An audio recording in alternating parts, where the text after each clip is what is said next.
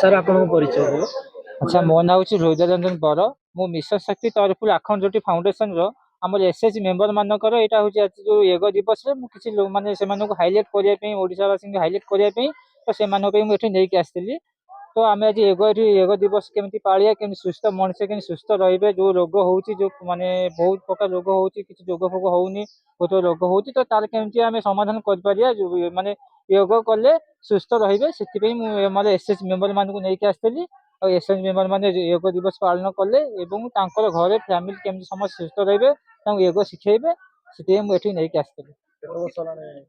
ଏଇଟା ଆମର ହେଉଛି ସ୍କିଲ୍ ଡେଭଲପମେଣ୍ଟ ଅଫ୍ ଓଡ଼ିଶା। ଏଇଟା ହେଉଛି ଆମର ମିଶନ ଶକ୍ତିରେ ଏସ୍ଏଚ୍ ମେମ୍ବର୍ସ ମାନଙ୍କୁ ଟ୍ରେନିଂ ଦିଆଯାଉଛି, ସିଲେଇ ଟ୍ରେନିଂ ଦିଆଯାଉଛି। ଏଥିରେ 1 month ଟ୍ରେନିଂ ନେଉଛନ୍ତି। ତ 1 month ଭିତରେ ଯାହା ବି ଆମର ମାନେ ଆସୁଛି, ଏବେ ଆସିଥିଲା ବିଶ୍ୱକର୍ମା ଦିବସ ଆସିଥିଲା, ସେଇଟା ବି ଆମେ କଲୁ।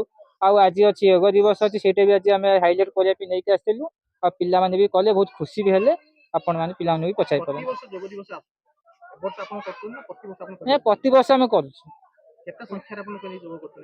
ଆମେ ତ ଆମର ଆକ୍ଚୁଆଲି ହଉଛି 120 ପିଲା ଏସ୍ଏସ୍ ମେମ୍ବର ରହୁଛନ୍ତି ଗୋଟେ ଗୋଟେ ବ୍ୟାଚରେ। ତ ଯେହେତୁ ଆଜି ଗୋଟେ ୟୋଗ ଦିବସରେ ଆମେ ବହୁତ ପିଲା ତ ଆସିପାରିଲେନି, ଆବସେଣ୍ଟ ରହିଗଲେ। ଆମେ ଯେତିକି ପିଲା ଆସିଥିଲେ ଆମେ ଆଜି ଆଣିକି ତାଙ୍କୁ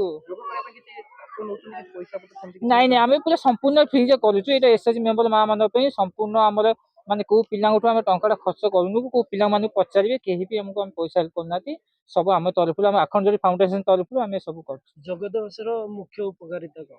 ଉପକାରିତା ହଉଛି ଆମର ସୁସ୍ଥ ରହିବା, ଯେହେତୁ ବହୁତ ମାନେ ରୋଗ ପିଲା ଅଛନ୍ତି, ଏକ୍ସରସାଇଜ କରୁନାହାନ୍ତି, ଘରେ ବସୁଛନ୍ତି। ଯୋଉ ମା ମାନେ ଘରେ ଯୋଉମାନେ ସିନିୟର ସିଟିଜେନ ମାନେ ରହିଯାଇଛନ୍ତି, ଘରେ ରହୁଛନ୍ତି, ତାଙ୍କର ସେ ଘରେ ପଡିକି ମାନେ ବେଡରେ ରହୁଛନ୍ତି। ତ ଏକ୍ସରସାଇଜ ଆମେ ତାଙ୍କୁ ଶିଖେଇଲେ ଯୋଉ ଆଣ୍ଠୁ ଗଣ୍ଠି ଯାହା ବି ହଉଛି, ସେ ଜିନିଷ ଗୁଡାକ ସେମାନେ କଣ ହେଲେ ଭଲ ହେଇପାରିବେ। ଯୋଗର ନାଁ କହିପାରିବେ? ଯୋଗ ତ ଆମର ବହୁତ ପ୍ରକାର ଯୋଗ ଆମେ କରୁଛନ୍ତି, ପିଲାମାନଙ୍କୁ ଆଜି ଶିଖେଇଛୁ, ପିଲା ବି କହିପାରିବେ ଯୋଗ ନାଁ ମୁଁ ସବୁ କହିଛି।